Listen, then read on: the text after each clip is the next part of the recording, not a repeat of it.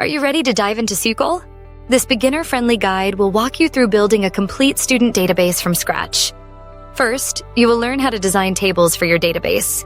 We will cover how to organize student information efficiently, ensuring your data is structured and easy to manage.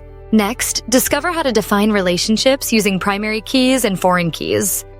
These connections help maintain data integrity and link your tables together. You will use essential SQL commands like create, insert, and select to add and retrieve data from your database. This hands-on project is simple, effective, and gives you practical experience working with structured data in a relational database system. Ready to build your first student database with SQL? This project is perfect for students, aspiring developers, or anyone prepping for interviews. You'll create essential tables like students, courses, and enrollments. Each table is designed for clean, readable SQL code, making your data organized and easy to manage.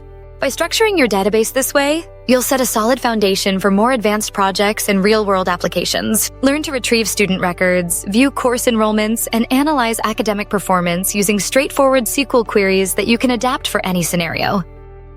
Check out the full walkthrough blog post linked below. Like, subscribe.